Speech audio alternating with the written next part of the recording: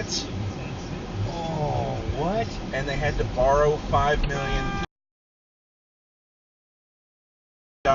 today just to pay it to bring their service back up.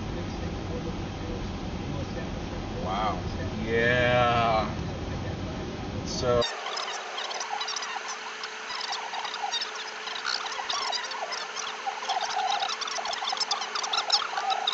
like you purchase it and they reimburse you type stuff. It wasn't as because they weren't integrated with the movie theaters. Yeah, obviously. that's what they were probably heading for. Yeah. At some point was getting. What is going on? What the fuck is going on today? Fuck people. It's like, dude, you can't just like get over these freaking smoking a Black and Mild. Fucking hell.